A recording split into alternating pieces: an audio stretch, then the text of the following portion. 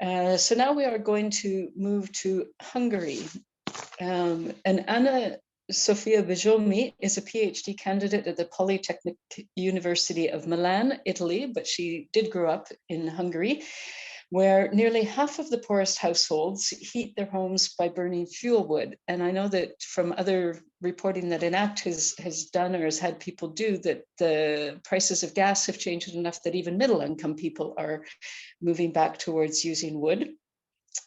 But in turn, the poorest households are the most likely to live in inefficient homes and use old, inefficient heaters, meaning they need more energy for heating. So Anna's going to present her findings on her investigation of the barriers to socially targeted deep retrofits and to an energy transition that could truly help firewood users. So Anna, please go ahead. You may have to. There we go. Perfect. Okay. Welcome everybody. I'm going to share my screen, my presentation, and tell me if you can see it correctly. Yes, if you can pop it into display mode, that would be great. Yes, just 1 second. Okay, good. Perfect. So I'm going to present to you a small part of my PhD research, the actual part that has been made thanks to the generous support of the FPRN research network, and for what I'm really glad to receive it. My PhD is about the policies, European policies and their impact on energy poor households in Hungary, with a focus on firewood users that normally are not really recognized in general energy transition policies. Therefore, I investigate whether this current energy transition can be used to ameliorate their situation. A few words about firewood usage in Hungary and the general state of buildings.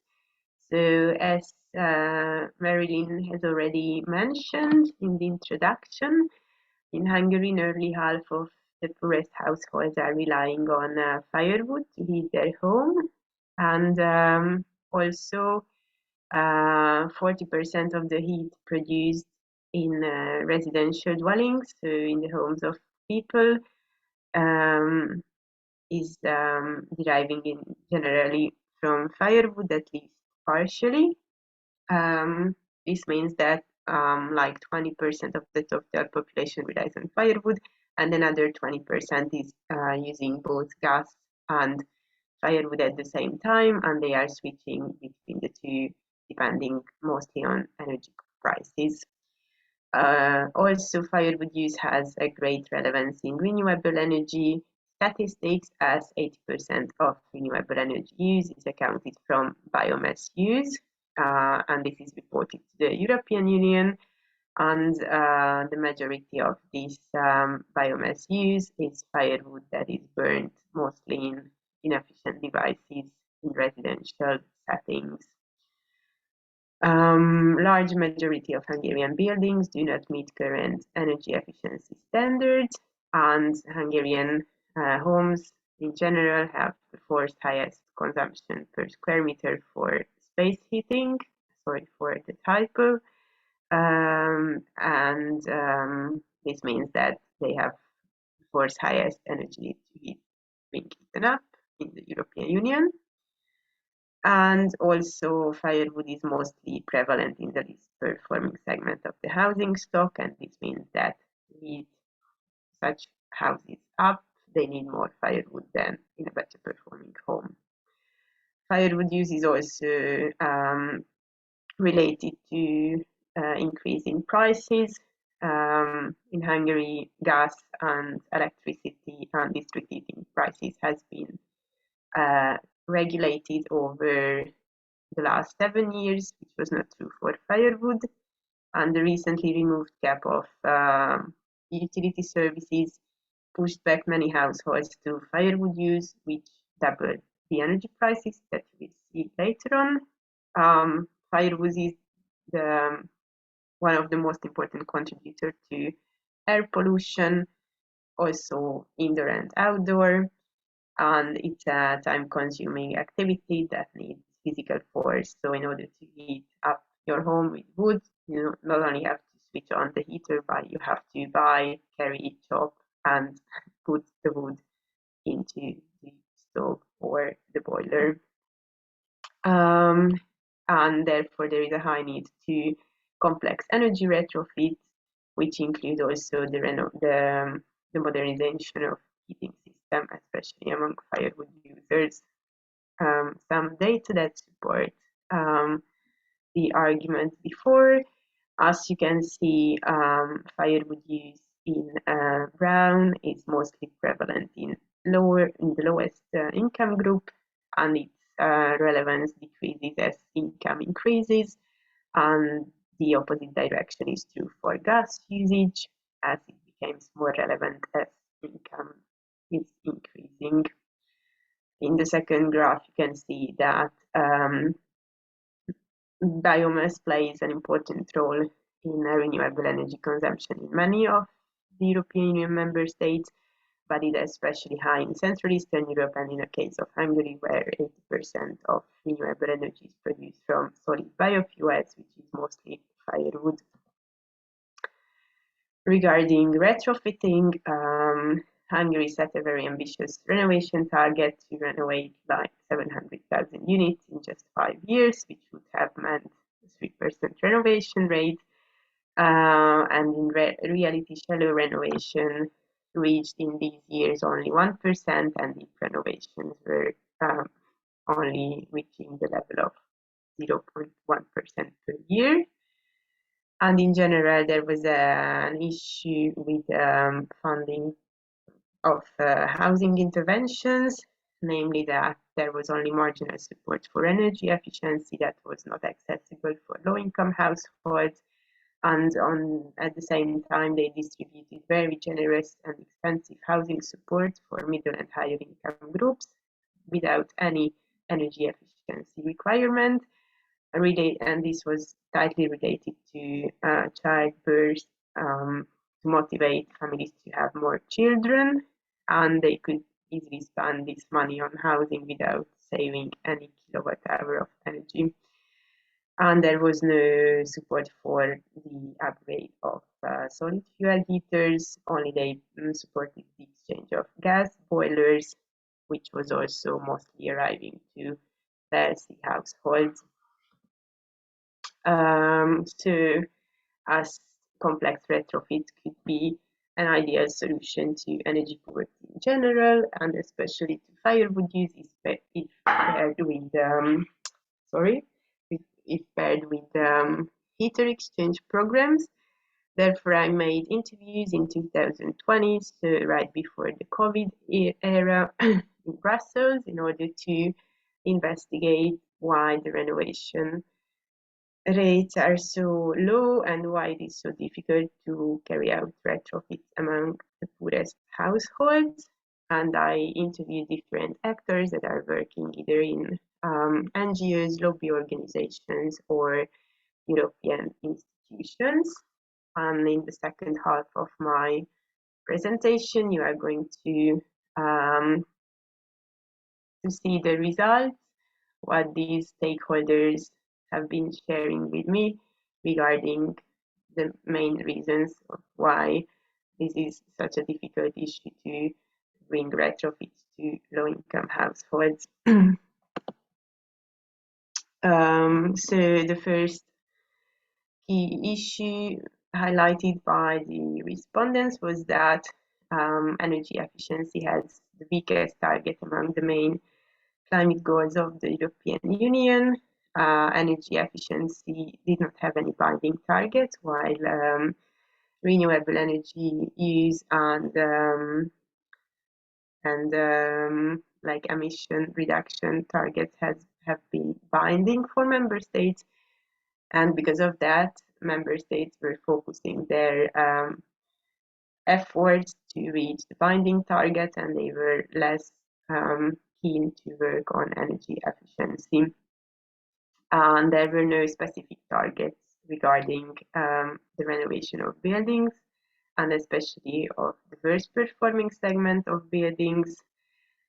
Only member states had to outline some voluntary aims in their renovation plans, which then there was no consequences from the part of the European Union if these aims were not met at the end of the period.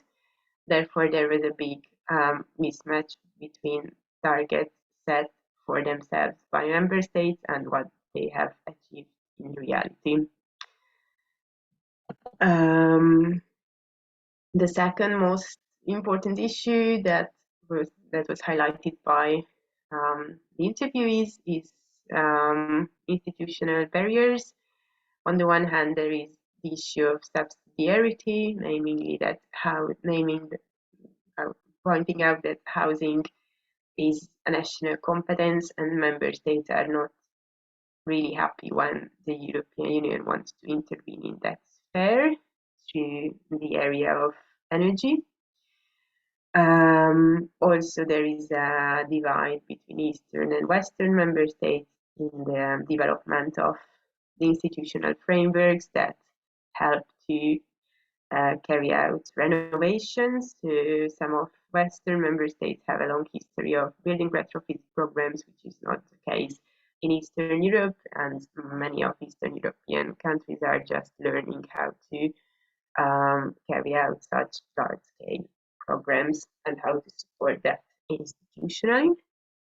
And also there is sometimes issues in the prevalence of data that could help the planning of retrofits, like data on either the energy performance of the dwellings or the energy use of households. Another very interesting topic that was highly discussed by the interviewees was the lack of political willingness. It turns out that somehow residential renovation is not the favorite activity of government because they are very complex ones and difficult to implement. Therefore, it's not really appealing to carry out such programs. And this was especially interesting in the case of Hungary, where the government seems being reluctant to implement residential energy efficiency programs.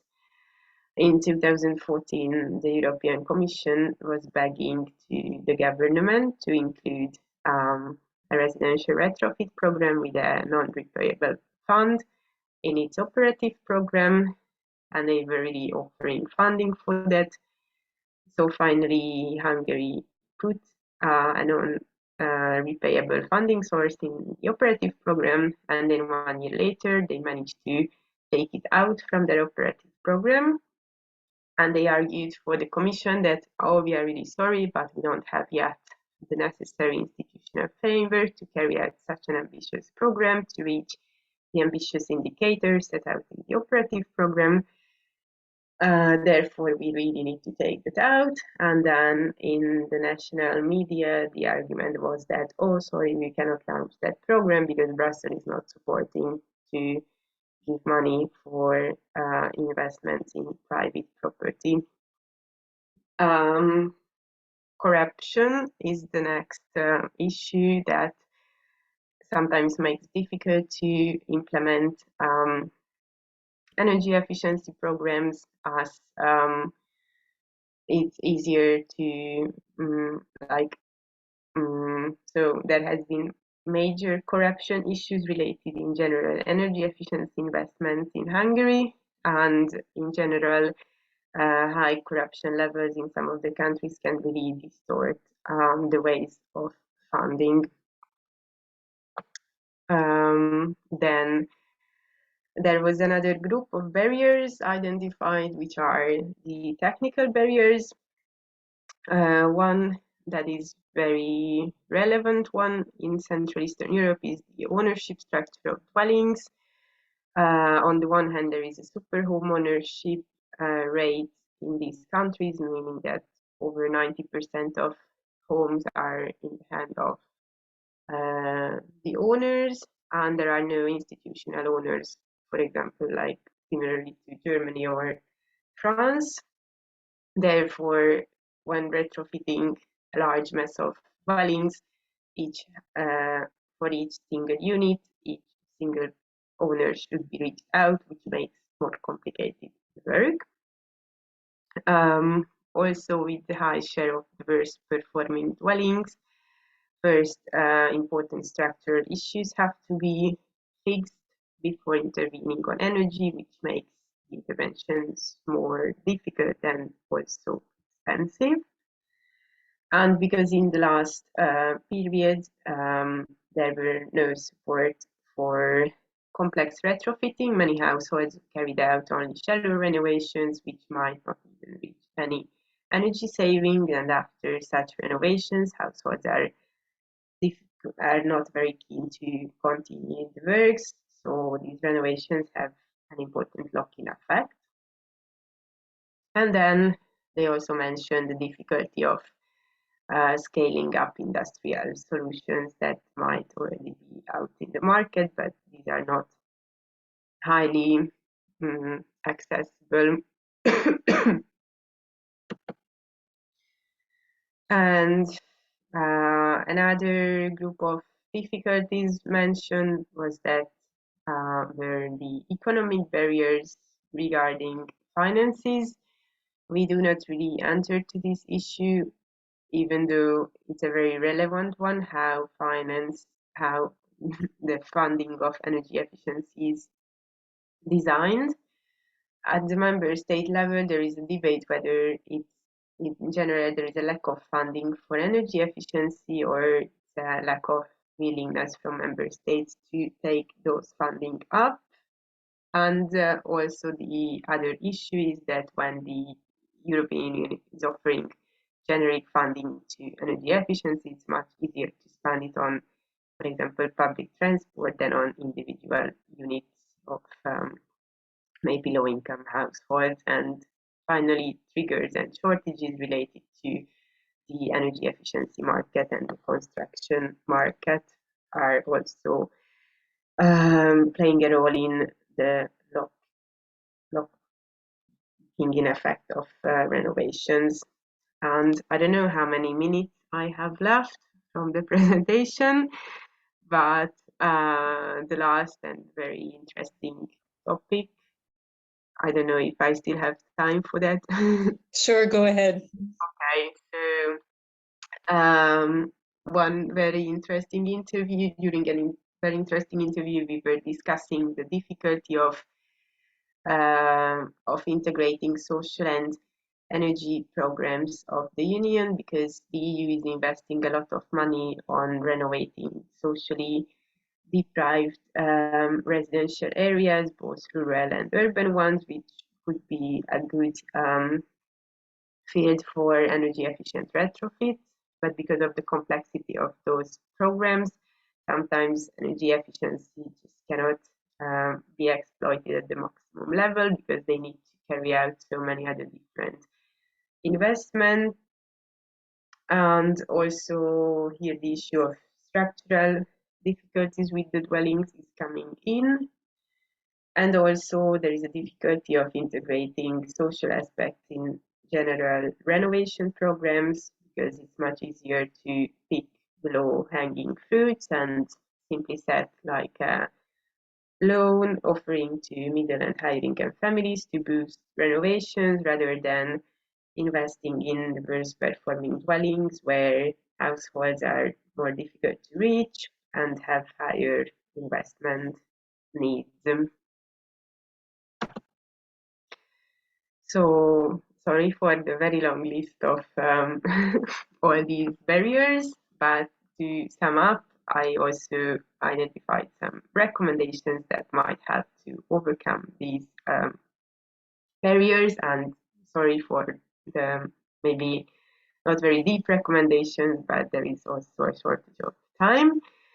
So the first most important one is to strengthen European targets for renovation of buildings. and then to really quickly set up finally the necessary institutional systems to carry out those retrofits.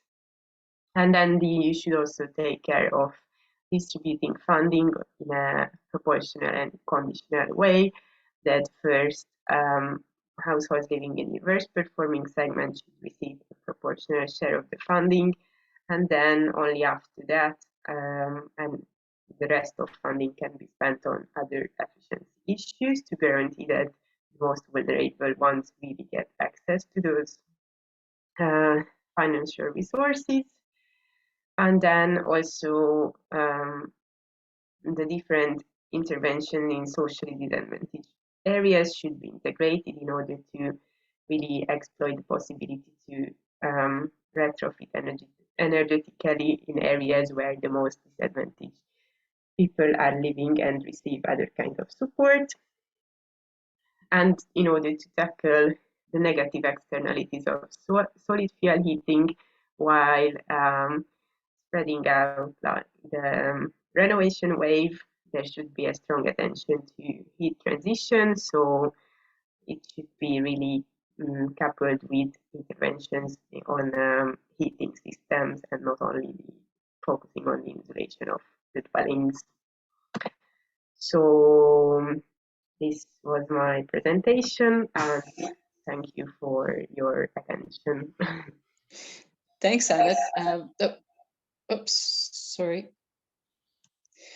So we have a couple of questions that are quite similar. So I'm going to just ask you one question for now, and then we'll come back with more questions later. But people were very interested. Of course, the lack of political will is a problem in many Eastern Europe countries, and we also hear from Rodolfo Gomez that it's a problem in Brazil. Did you have any specific advice on how to tackle this lack of political will? Well, on the one hand, from upper levels, like strengthening EU requirements can motivate, which is not really like an honest motivation, but if there is external pressure on member states to carry out or requirements to really intervene in those settings, can force interventions. And on the other hand, social movement and public discussion. And also in Hungary, the issue of energy is highly politicized, and the utility price cap has been used as a political weapon to win elections. So I think the need of social movement and in general public discussion on the need and the lack of political action in this field is really necessary, and these are both very difficult things to do, but and also maybe having like active relationship with local governments that might be readier to intervene than governments, and they also have maybe the possibility to have to receive support from, for example, direct financial resources of the European Union. Great. Okay. Thank you. And I think what you bring up about the pressure from both sides, from grassroots organizations and from the EU, kind of putting pressure onto national governments at both levels. And I think one of the places where we've seen that be very successful is in Catalonia, where Irene has worked with the Alliance Against Energy Poverty, and they've been quite successful in getting governments and energy companies to be more responsible and accountable. So we'll come back to you with more questions later, perhaps, Anna, but thank you for that presentation.